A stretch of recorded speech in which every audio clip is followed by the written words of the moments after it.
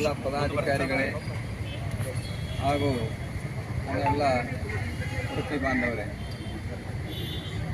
ಮೊನ್ನೆ 20ನೇ ತಾರೀಕು ಹೊಸೂರಿನಲ್ಲಿ ಬಾರಿನಲ್ಲಿ ನಡೆದಿರತಕ್ಕಂಥ ಘಟನೆಯನ್ನು ಈ ಇಡೀ ರಾಜ್ಯಕ್ಕೆ ನಾಚಿಕೆ ಬರ್ತಕ್ಕಂಥ ವಿಷಯ ಆಗಿದೆ. ಯಾರು ಈ ದೇಶಕ್ಕೆ ಅಥವಾ ಈ ಜಗತ್ತಿಗೆ ನ್ಯಾಯವನ್ನು ಕೊಡ್ತಕ್ಕಂಥ ಒಬ್ಬ ನ್ಯಾಯವಾದಿಯನ್ನು ಯಾವನೋ ಒಬ್ಬ ಗುಂಡ ನ್ಯಾಯಾಲಯದ ಆವರಣದಲ್ಲಿ ಬಂದು ರಾಜಾರೋಷವಾಗಿ ಆ ನ್ಯಾಯವಾದಿಯನ್ನು ಹತ್ಯೆಯನ್ನು ಮಾಡ್ತಾನೆ. ಒಂದು ರೀತಿ ಇದನ್ನು ನೋಡಿದರೆ ಈ ದೇಶದಲ್ಲಿ ಈ ರಾಜ್ಯದಲ್ಲಿ ಕಾನೂನು ಸುವ್ಯವಸ್ಥೆ ಇದೆಯಾ ಅಂತಕ್ಕಂಥದ್ದನ್ನು ನಾವು ಯೋಚನೆಯನ್ನು ಮಾಡಬೇಕಾಗಿದೆ ಬಂಧುಗಳೇ. ಹಗಲತ್ತದು ಕೋರ್ಟಿನ ಸಮಯದಲ್ಲಿ ಕೋರ್ಟಿನ ಆವರಣದಲ್ಲಿ ಒಂದು ರಾಜಾರೋಷ ಕತ್ತಿ ಹಿಡಿದುಕೊಂಡು ಬರ್ತಕ್ಕಂಥ ಸಂದರ್ಭದಲ್ಲಿ ಉಳಿದ ಈ ಆಡಳಿತ ಎಲ್ಲ ಕಣ್ಣು ಮುಚ್ಕೊಂಡು ಕೂತಿತ್ತ ಅಂತಕ್ಕಂಥದ್ದನ್ನು ಇಲ್ಲಿ ಪ್ರಶ್ನೆಯನ್ನು ಬರುತ್ತೆ. ರಾಜ್ಯ ಸರ್ಕಾರ ಒಂದು ಈ ಶಾಂತಿ ಸುವ್ಯವಸ್ಥೆ ಕಾಪಾಡೋದ್ರಲ್ಲಿ ಸಂಪೂರ್ಣವಾಗಿ ವಿಫಲ ಆಗಿದೆ. ಮತ್ತು ಇವತ್ತು ರಾಜ್ಯ ಸರ್ಕಾರ ಕೇವಲ ಭ್ರಷ್ಟಾಚಾರದಲ್ಲಿ ಮುಳುಗಿ ಹಣವನ್ನು ಹೇಗೆ ಮಾಡಬೇಕು ಅನ್ನೋದರಲ್ಲಿ ಮಾತ್ರ ಇಡೀ MLAಗಳು ಇರ್ಬೋದು, ಇಡೀ ಆಡಳಿತ ವ್ಯವಸ್ಥೆನೇ ಇರ್ಬೋದು, ಅದರಲ್ಲಿ ತೊಡಗಿದೆ ಬಂಧುಗಳೇ. ಒಬ್ಬ ನ್ಯಾಯವಾದಿ ಅತ್ಯಂತ ರಾಜ್ಯದ ಪರಿಷತ್ತಿನ ಸದಸ್ಯರಾದಂಥ ಒಬ್ಬ ವ್ಯಕ್ತಿ, ಇಂಥ ಒಬ್ಬ ವ್ಯಕ್ತಿಯನ್ನು ಒಬ್ಬ ನ್ಯಾಯವಾದಿಯನ್ನು ಈ ರಾಜ್ಯದಲ್ಲಿ ಅಲ್ಲಿ ನಮ್ಮ ಹೊಸೂರಿನ ಬಾರಿನಲ್ಲಿ ಅವನ ಹತ್ಯೆಯನ್ನು ಆಗಿರುತ್ತೆ.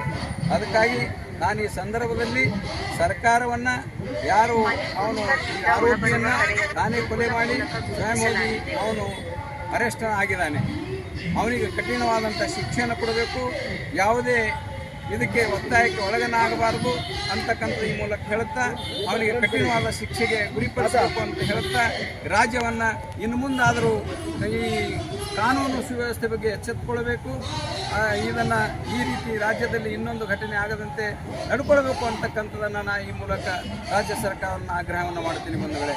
ಎಲ್ಲಿ ನೋಡಿದರಲ್ಲಿ ಈ ರೀತಿ ವ್ಯವಸ್ಥೆಗಳನ್ನು ಆಗ್ತಕ್ಕಂಥದ್ದನ್ನು ಸರ್ಕಾರ ಎಚ್ಚೆತ್ತುಕೊಳ್ಬೇಕು, ಕೇವಲ ತನ್ನ ಕುರ್ಚಿಯನ್ನು ಹೇಗೆ ಉಳಿಸ್ಕೊಳ್ಬೇಕು ಅಂತಕ್ಕಂಥದ್ದನ್ನು ಚಿಂತನೆಯಲ್ಲಿ ಸರ್ಕಾರವನ್ನು ಮುಳುಗಿದೆ.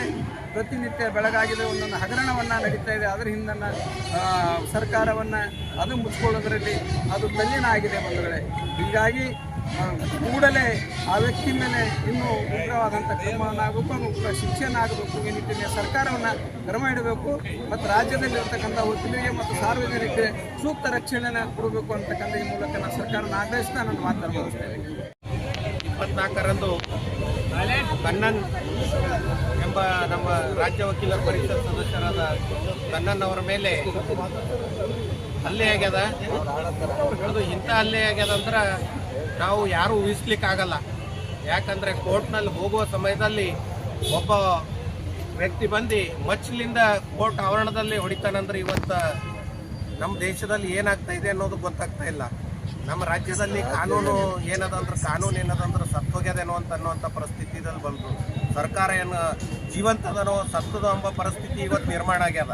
ಯಾಕಂದ್ರೆ ಒಬ್ಬ ವಕೀಲರಿಗೆ ಎಲ್ಲರಿಗೆ ನ್ಯಾಯ ದೊರಕಿಸ್ಕೊಡೋಂಥ ವಕೀಲರ ಮೇಲೆ ಈ ಥರ ಆಯ್ತದಂದ್ರೆ ಸಾಮಾನ್ಯ ವ್ಯಕ್ತಿಗಳ ಮೇಲೆ ಏನೂ ಆಗ್ಬೋದು ಅಂತೇಳಿ ನಾವು ಹೇಳ್ತೀವಿ. ಯಾಕಂದ್ರೆ ದಿನಾಂಕ 20ನೇ ತಾರೀಕಿಗೆ ಅವರು ಎಲ್ಲ ಕೋರ್ಟ್ ಕಲಾಪಗಳನ್ನು ಮುಗಿಸ್ಕೊಂಡು ಕೋರ್ಟ್ನಲ್ಲಿ ಇದ್ದು ಹೊರಗಡೆ ಬರುವ ಸಮಯದಲ್ಲಿ ಒಬ್ಬ ವ್ಯಕ್ತಿ ಏನದಂದ್ರೆ ಮಚ್ಚ ತಗೊಂಡು ಬಂದು ಒಬ್ಬ ವಕೀಲರಿಗೆ ಹೊಡಿತಾನಂದ್ರೆ ಇವತ್ತು ಏನು ಮಾಡ್ತಾ ಇದೆ ಸರ್ಕಾರ ಅಂತೇಳಿ ಪ್ರಶ್ನೆ ಕೇಳುವಂಥ ಪರಿಸ್ಥಿತಿ ಇದೆ.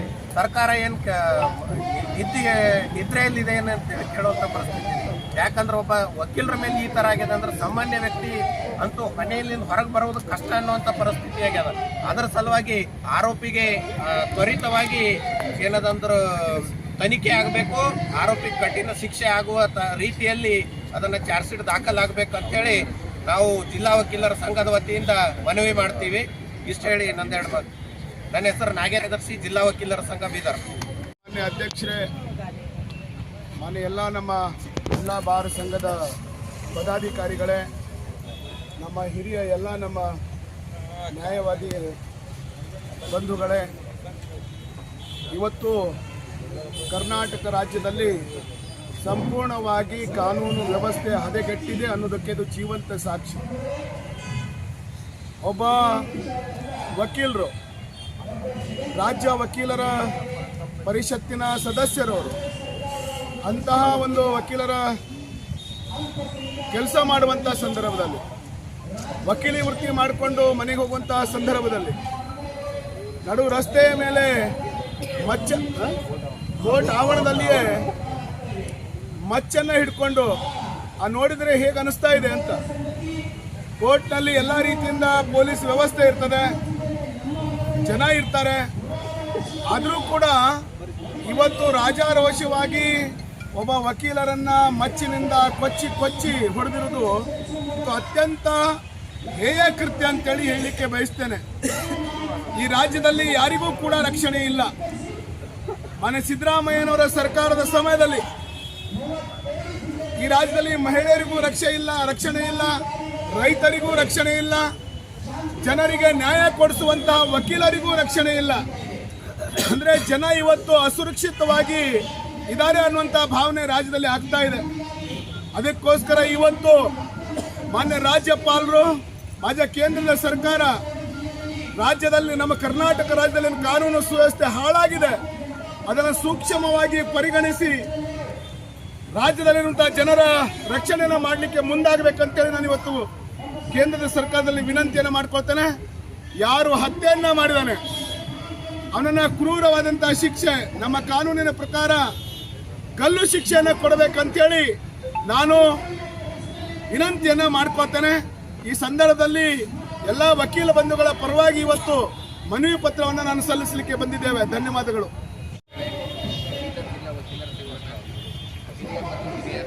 ಸದಸ್ಯರೇ, ಎಲ್ಲ ಪತ್ರಕರ್ತ ಬಂಧುಗಳೇ ಮತ್ತು ನಮ್ಮ ಪೊಲೀಸ್ ಬಂಧು, ಇವತ್ತು ತಮಗೆಲ್ಲ ಗೊತ್ತಿರುವಂಥ ವಿಷಯ, ನಾವು ತೆಗೆದುಕೊಂಡಿರುವಂಥ ಹೋರಾಟ ಏನಿದೆ ಇದು ವಕೀಲರ ಮೇಲೆ ನ್ಯಾಯಾಲಯದಲ್ಲಿ ಹಲ್ಲೆ ಆಗಿರುವಂಥದ್ದನ್ನು ಖಂಡಿಸಲಿಕ್ಕೆ.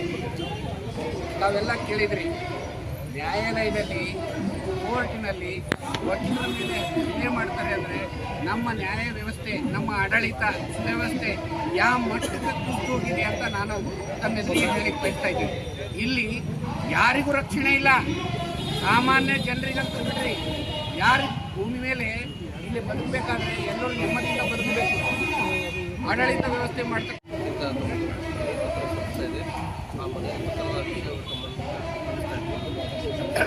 ದಿನಾಂಕ 20/11/2024 ಬುಧವಾರ ಮಧ್ಯಾಹ್ನ ಕೃಷ್ಣಗಿರಿ ಜಿಲ್ಲೆಯ ಹೊಸೂರು ನ್ಯಾಯಾಲಯ ಸಂಸ್ಥಾನದಲ್ಲಿ ಕರ್ನಾಟಕ ರಾಜ್ಯ ವಕೀಲರ ಪರಿಷತ್ತಿನ ಸದಸ್ಯರಾದ ಸಹೋದರ ಆನಂದ್ ಅವರ ಮೇಲೆ ಗುಮಾಸ್ತಾನ ಕಣ್ಣನ ಹಾಡೋ ಹಗಲೇ ಕ್ರೂರವಾಗಿ ಹಲ್ಲೆ ನಡೆಸಲಾಯಿತು. ಹಲ್ಲೆಯಿಂದ ವಕೀಲರಾದ ಆನಂದ್ ಅವರ ಸ್ಥಿತಿ ಚಿಂತಾಜನಕವಾಗಿದ್ದು, ಜೀವ ಮತ್ತು ಮರಣದ ನಡುವೆ ಆಸ್ಪತ್ರೆಯಲ್ಲಿ ಚಿಕಿತ್ಸೆ ಪಡೆಯುತ್ತಿದ್ದಾರೆ. ಈ ಕೃತ್ಯವು ಅತ್ಯಂತ ಘೋರ ಕೃತ್ಯವಾಗಿದೆ. ಜಿಲ್ಲಾ ವಕೀಲರ ಸಂಘವು ಇದನ್ನು ತೀವ್ರವಾಗಿ ಖಂಡಿಸುತ್ತದೆ.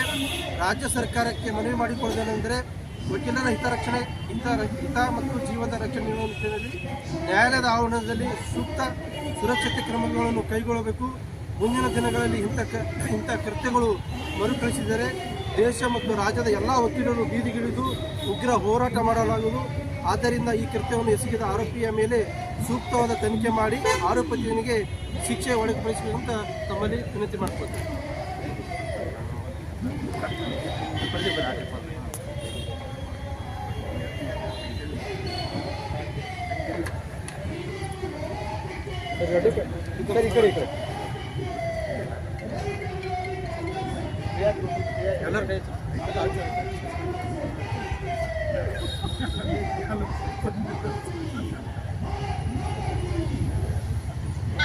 गांधीनगर पीएस बब्बल वकील